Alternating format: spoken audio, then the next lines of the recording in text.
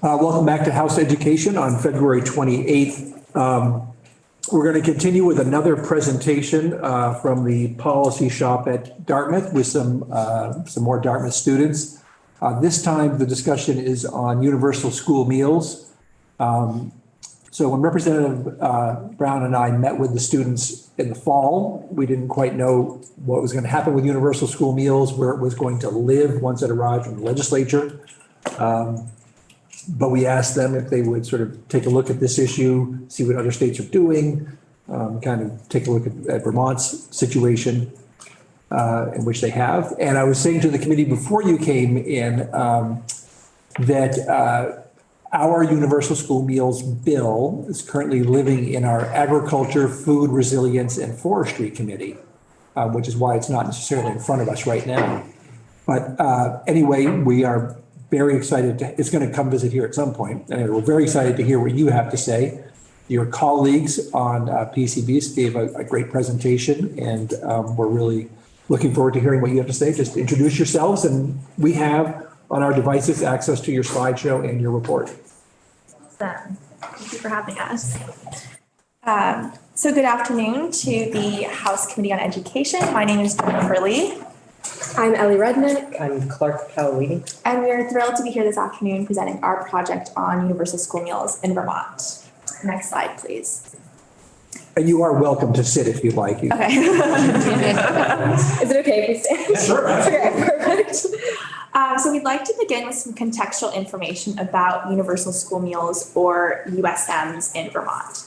So during the COVID-19 pandemic, USMs were fully funded by the federal government, and research has shown that USMs lead to academic and nutritional benefits, as well as help to reduce meal stigma.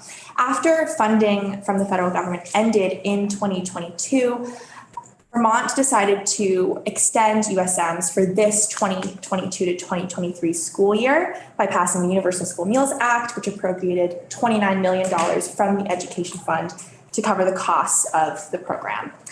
Recently, there have been two federal updates that are key in impacting the future of USMs in Vermont that are important to keep in mind from a cost perspective.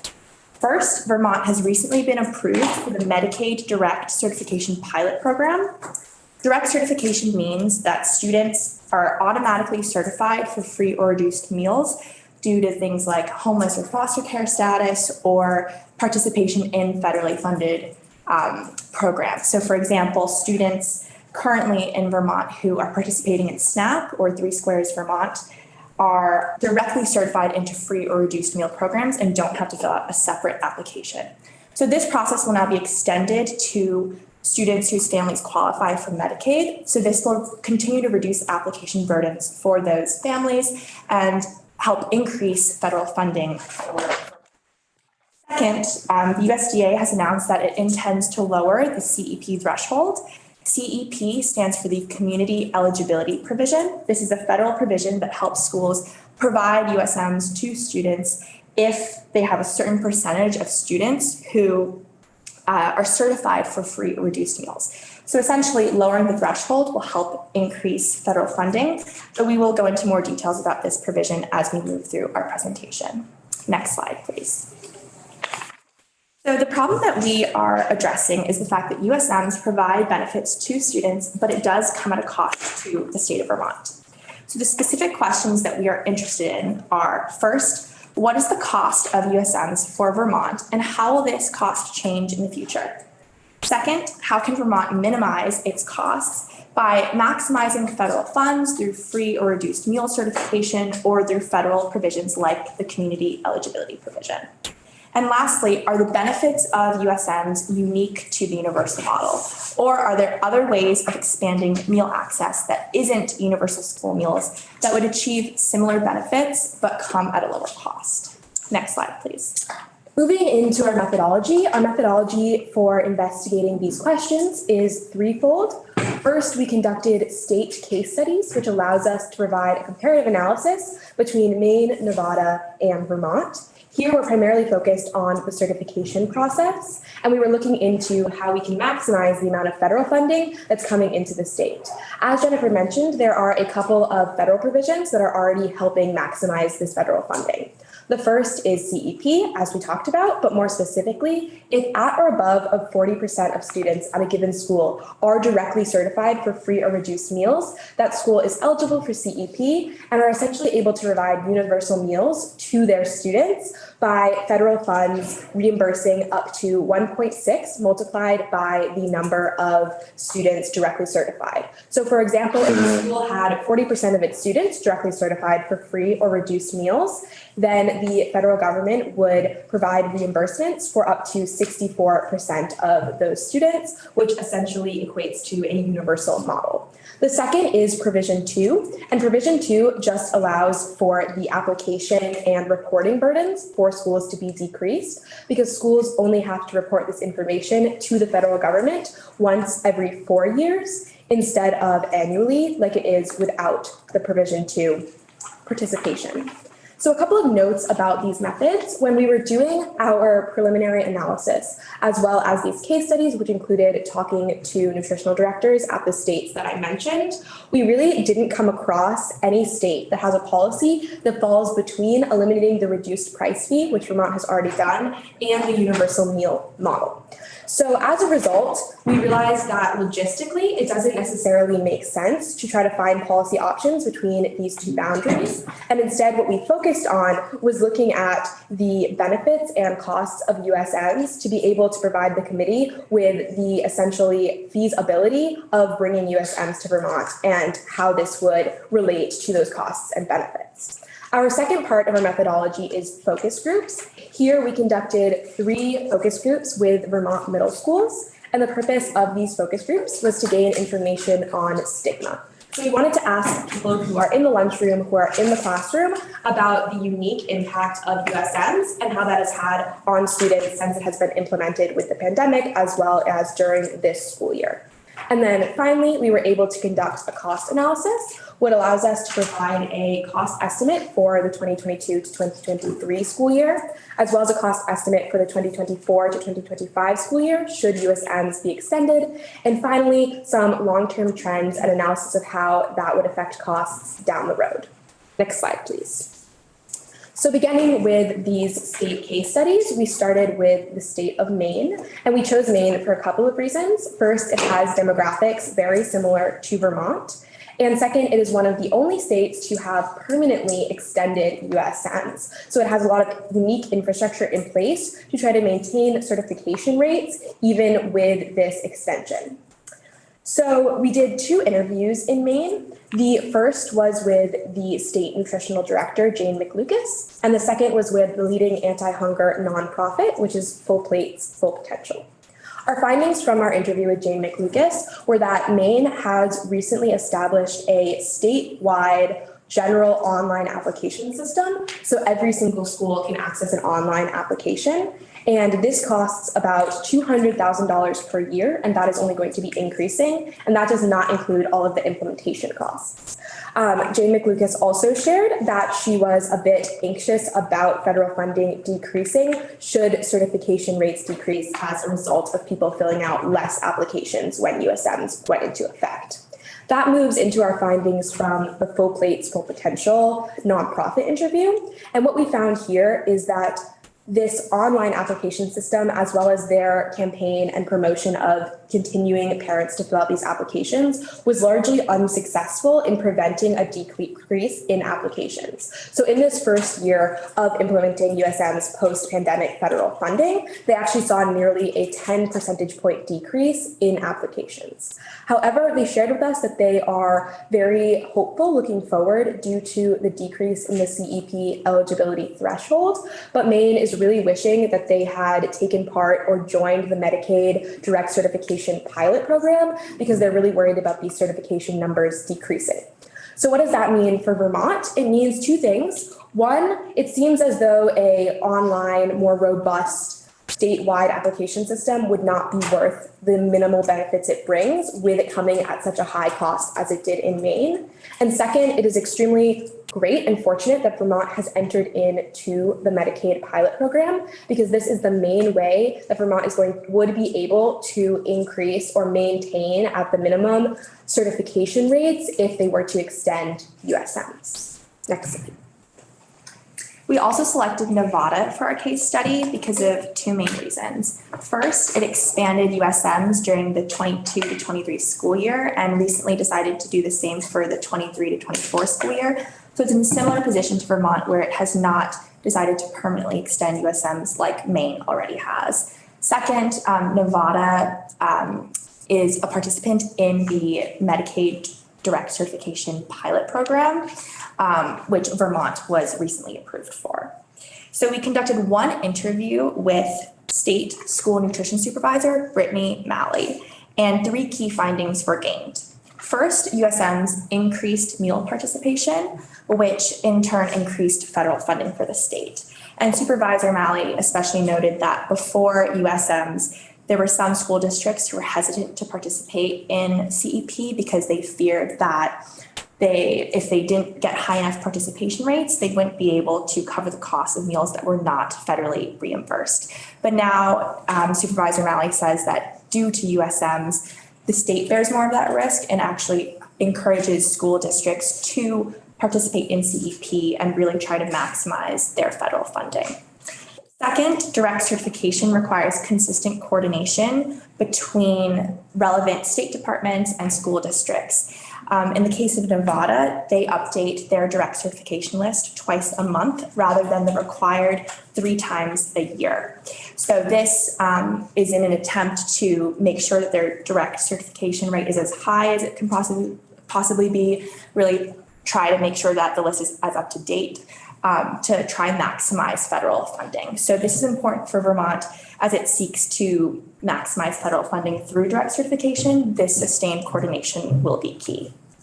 And then lastly, Nevada has faced some communication challenges with families who have been certified through the Medicaid direct certification pilot program. Supervisor Malley has said that schools typically send Medicaid eligible families a direct certification notification letter, and that in the past, some parents have called asking for their kids to actually be removed from direct certification because they were under the false impression that they were, quote, perhaps taking meals away from other kids who may have needed them more. But because direct certification actually helps increase federal funding, it is imperative that school districts and the state effectively communicates to families that direct certification does not take meals away from kids, but actually enables more kids to access meals in the first place.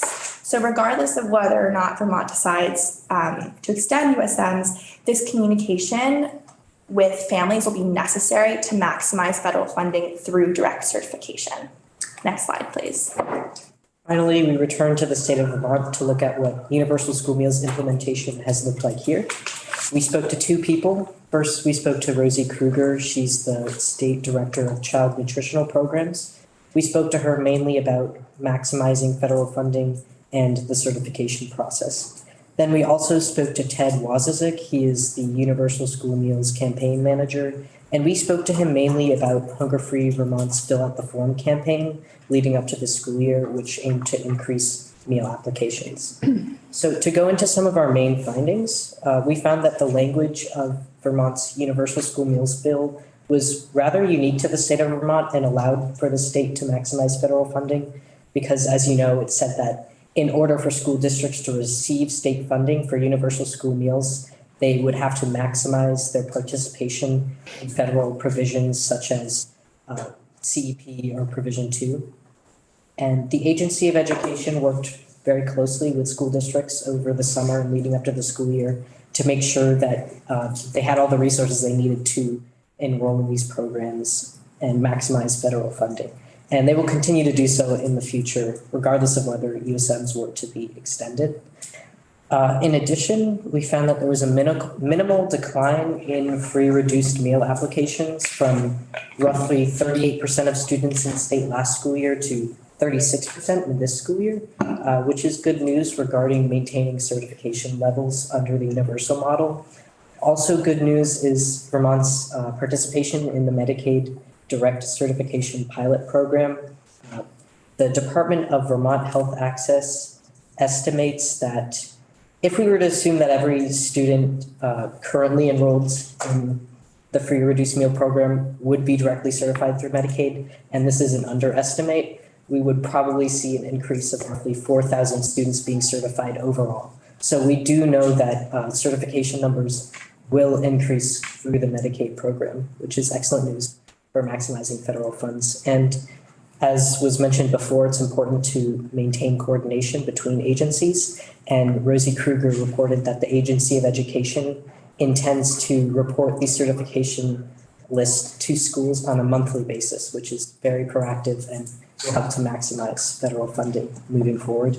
She also did mention, like as we talked about before with Maine, with the online applications, that she didn't feel that it made sense to move forward with a statewide online application because a lot of school authorities have their own system that seems to be working relatively well. So at this point, there doesn't seem to be a need for a statewide online application. And then finally, Ted Wazazek agreed with what Brittany Malley from Nevada said, that the universal model, having the state bear the costs, would maximize participation in CEP, since individual school districts would not have to take the risk of participating in the program and then not seeing enough participation rates to cover the meals that aren't reimbursed at the free rate. Moving forward to the next slide. We will now move into the second part of our methodology, which is the focus groups that I mentioned. These focus groups have the primary purpose of looking at meal-related stigma actually in the schools within Vermont. So we chose and did this focus group in 3 different Vermont middle schools, and we had two different factors that we looked at when deciding which schools to ask to participate in these focus groups. The first was the geographic location, and the second was ISP, which stands for Identified Student Percentage, and that is the number of students that are directly certified for free or reduced meals in those schools. Then we randomly selected schools for 3 different geographic areas, as well as from 3 different ISP brackets. So the first bracket was with over 40% of students directly certified, meaning that they were eligible and participating in CEP.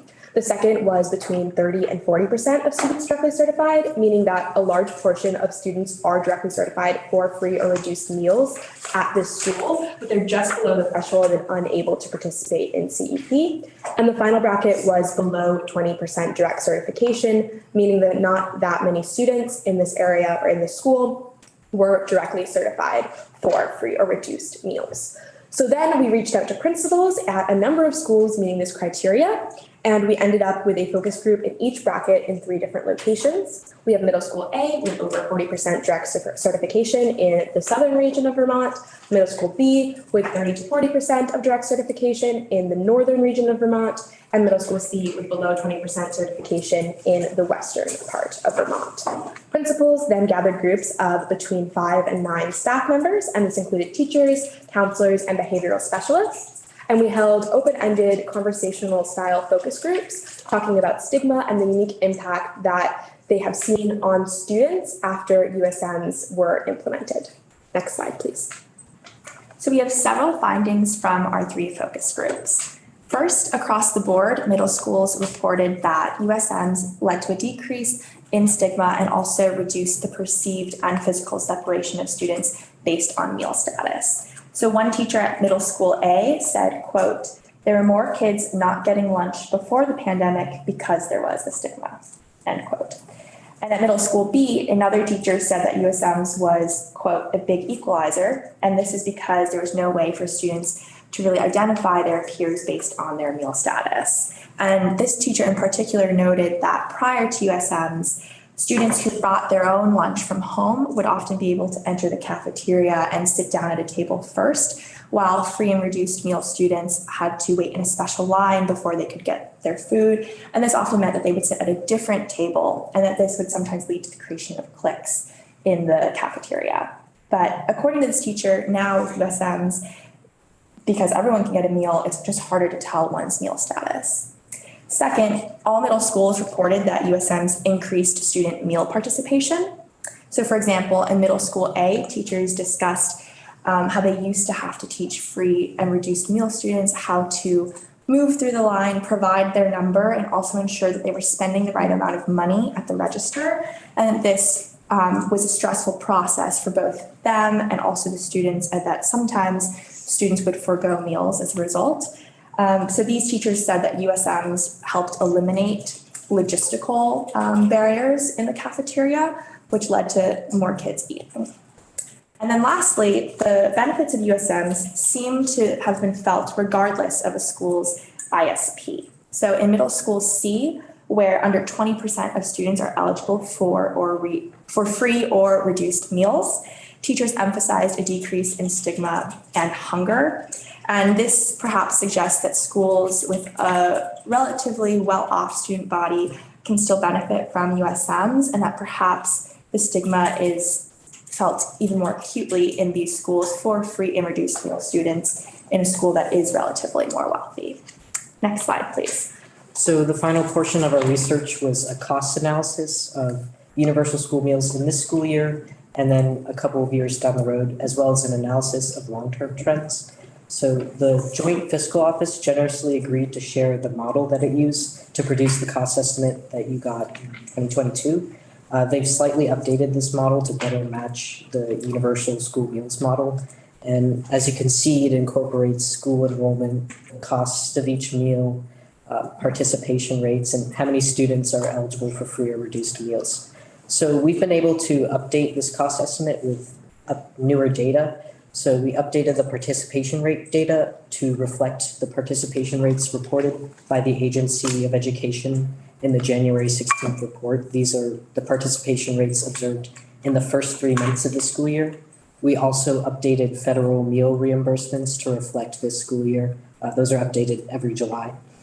And we did make one change to the Joint Fiscal Office's model to consider that the model had previously been slightly overestimating the cost, and this method was approved by the Joint Fiscal Office.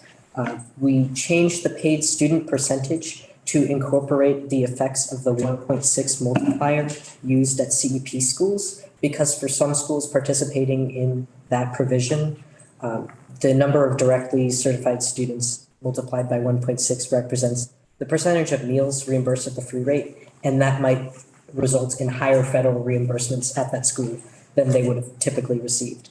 So that allows us to show a more precise estimate of the cost. And then in addition, for the 2024 to 25 school year, we also consider the 2 federal rule changes that we mentioned before. So for example, the higher certification rates experienced through the Medicaid pilot program, and then a lower CEP threshold. We don't at the moment know what the threshold will be, but 25% was the percentage proposed in some Build Back Better legislation recently, as well as the percentage that a lot of anti-hunger advocacy groups propose. So for the purposes of this cost estimate, we assumed a 25% threshold, although when we learn more in July, when the proposed rules come out, we could potentially redo the estimates if it's a number different than 25%. So if you move on to the next slide, you'll see a table with 4 cost estimates for each of the 2 school years with differing participation rates. So the 39% and 61% participation rates for breakfast and lunch respectively are the participation rates we saw in the first 3 months of the school year. And then when the Joint Fiscal Office produced an estimate last year with the $25 to $42 million range, they used the participation rates on the right, 60 to 75%, as the midpoint estimate that produced the $29 million figure. So to show how costs could rise if participation rates also rise, we also included a cost estimate with those participation rates. So as you can see, in this school year, we expect the cost to be 25 million, but if participation rates rise significantly, it could rise to 33 million. Another important thing to note is that we have an estimate of $25 million here, and the Joint Fiscal Office recently updated its estimate to be 26 million, and the Agency of Education estimated last month a cost of 27 million for this school year. So we expect the true cost to lie somewhere in that range and to not exceed the $29 million that was appropriated for this school year. And then as a result of the two federal rule changes, the costs will decrease slightly in future years, barring any significant changes. So if you move on to the next slide, this is a non-exhaustive list of just the most important long-term trends which would affect cost. If you look to our report, we have some more detail on these trends. This is just a brief overview. But first, as students and families become more accustomed to the universal school meal model, we would expect, if the universal school meals were to be extended, we would expect participation rates to increase over time, which would result in higher costs. In addition, federal policies are subject to change. So for example, federal meal reimbursements are updated every year. This may result in a higher or lower cost to the state of Vermont. And if policies surrounding the community eligibility provision or other provisions change, that could also change the cost as well. So that's something to keep in the back of your head on staying aware of any changes at the federal level. And then finally, demographics are changing in the state of Vermont. Right now, we are expecting a decrease in the percentage of students eligible for free or reduced meals in future years, which would increase costs to the state of Vermont. But we're also expecting the school age population to decrease in the state of Vermont, which would reduce costs, but would also likely lead to higher per pupil expenditures for school districts paying for meals. And so that's a brief overview of the costs. And if you have any other questions, let me know. So next slide. Returning to the three questions that we asked at the beginning of this presentation and the beginning of our research. First, we now have more clarity on the cost of USMs and how this cost might change and shift in the future.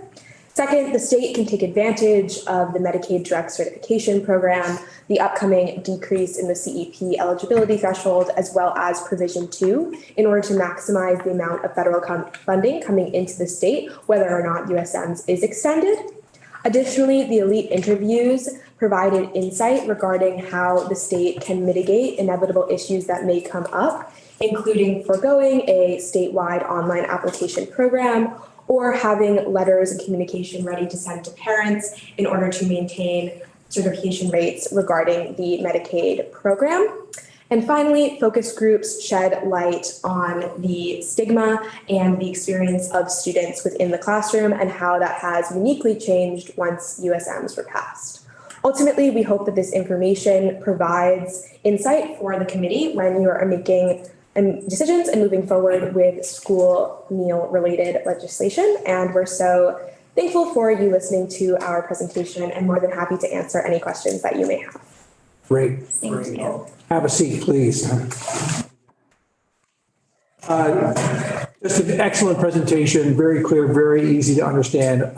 Couple key takeaways that I found is that it sure is nice to have yet another estimate of cost that sort of falls right in line with all the other estimates. It's very reassuring. So I appreciate you taking the time to do that. Watching experiences in other states, I think is something we're trying to be more and more cognizant of, as well as buying large pieces of software to force schools to do online things into a $7 million debacle that we don't hope to repeat. So that was excellent advice that I hadn't heard before concerning the main one.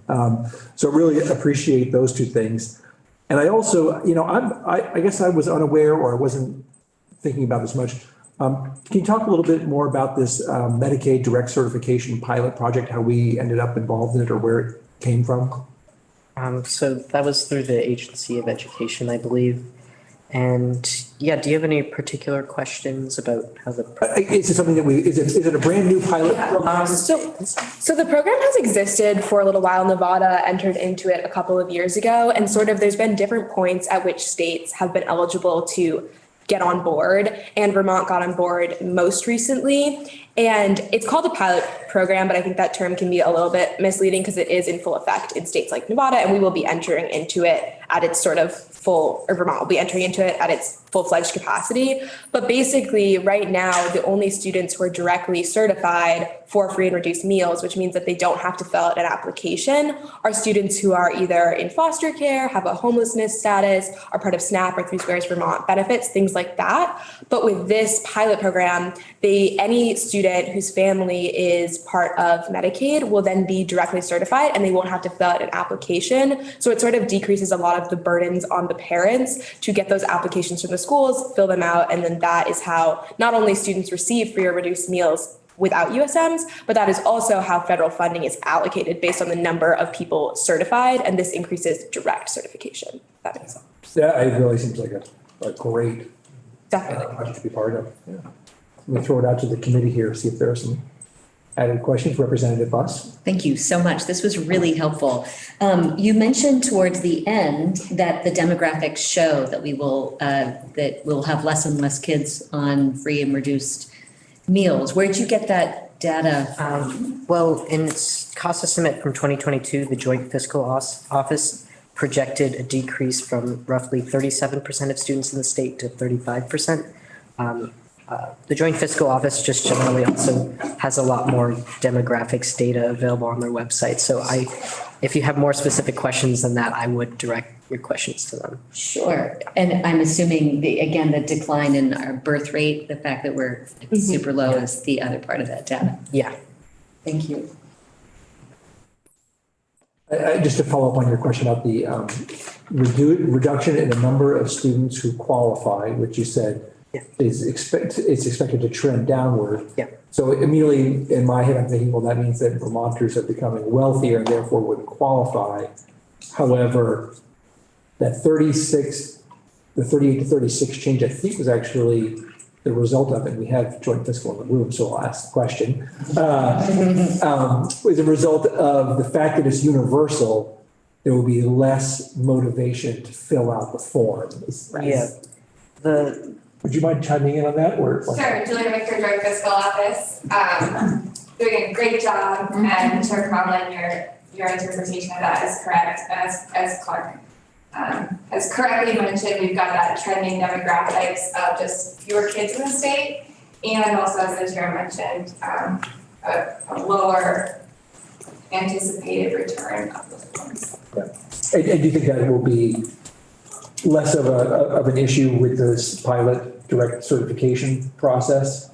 I would defer to the Agency of Education. Okay. I don't know. That's what they were thinking. That's what they think.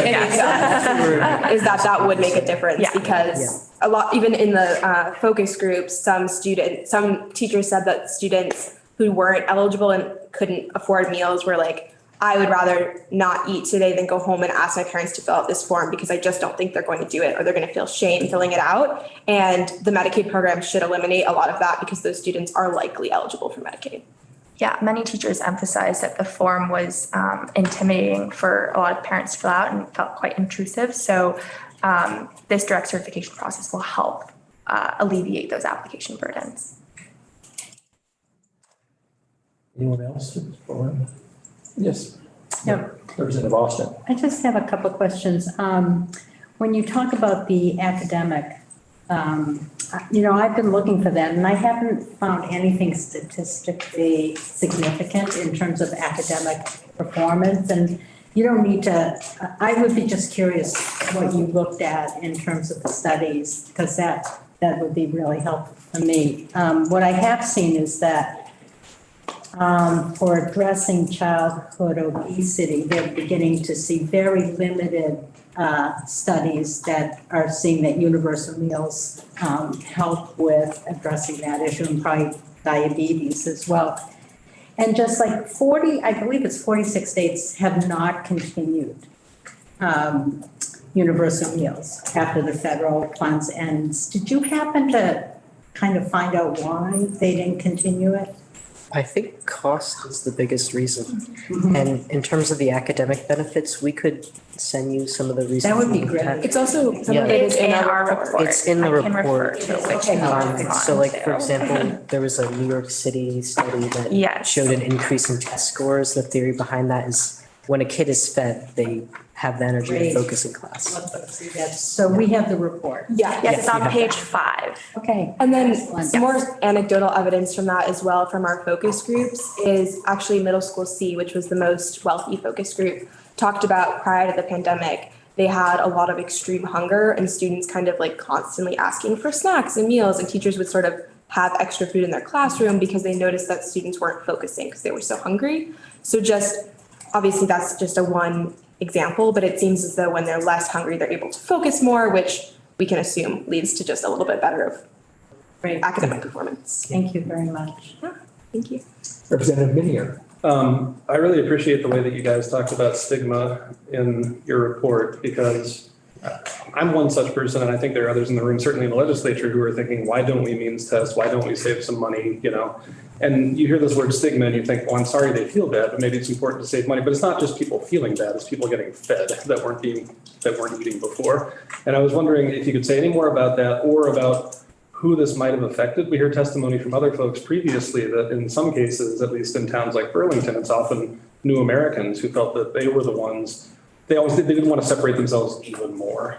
And so if you could say anything more about stigma, I would appreciate it, but otherwise, thanks for what you've done already. Yeah, well, I think definitely to your point about decreasing meal-related stigma in particular, I think that's important to contextualize. In the cafeteria, as I mentioned with, I believe it was middle school B, that they really noted that just by the way the cafeteria works, and it's only a 30-minute lunch block usually, so it's not much time to eat. So as students enter the cafeteria, it really lends itself to a context where cliques can be formed based on whether or not you have a meal with you from home or if you have to wait in a special line. And I think importantly, because the teachers, as I mentioned too, typically had to teach free and reduced meal students how to move through the line, teachers were also involved in that process and had to meet separately with those students to talk them through that. So even that identification process, even if it's not completely public, right? It's still for the student who has to have that conversation.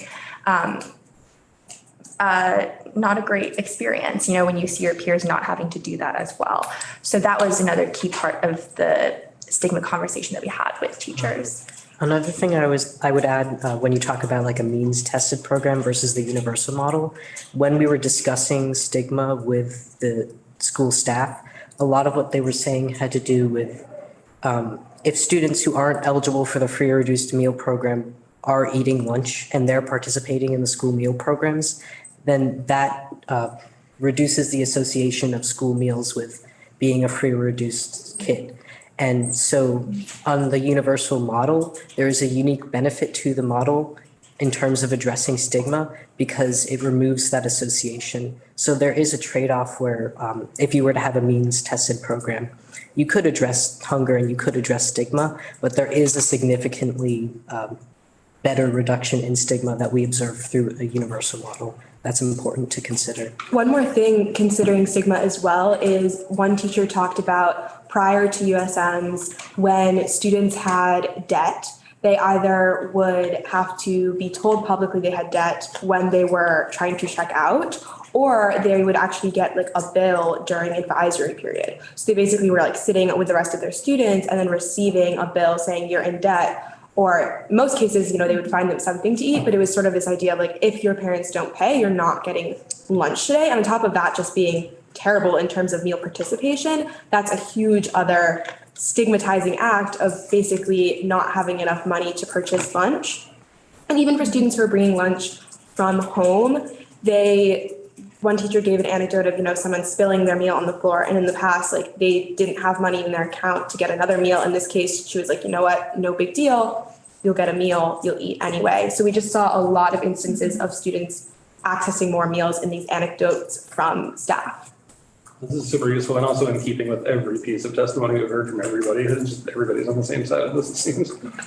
Yeah, and I think importantly, we found with middle school, the middle school where ISP was below 20%, like it was our relatively wealthiest school. Those teachers still noted that there was a decrease in stigma and decrease in hunger, which goes to show that, USMs, it's not just a matter of paying for the meals of kids who do have money. There are benefits to students in those schools, especially free or reduced meal students, because as we mentioned in the presentation, perhaps stigma may be felt more acutely in those schools if you are a free or reduced meal student, and more students aren't getting free or reduced meals typically. I say when you pointed out the sort of like kids who have cold lunch take the tables first, it made me think about growing up in Vermont and going to the lunchroom, and I was a picky eater, so I always brought my lunch. Absolutely true, absolutely happened. I never even thought of that until you brought it up. It's very interesting. Anybody else with a question? Well, thank you, the three of you, very much. It's just excellent information. It's really comprehensive. Look forward to reading through the bigger report. Your timing could not be better. The bill is now making its way out of one committee and making its way through the process. So to have this information is really helpful to us, and we'll more than likely share it with our other committees who are working through it. And I hope that the project was one that you found interesting and all that. Absolutely. Thank you so much for your time today. Thank you. Great. Well, we'll take a 10-minute break, folks. We've got a joint committee hearing at 3. So let's be here 5 minutes ahead. So we're ready for it. Thank you again. Thank you. Thanks so much.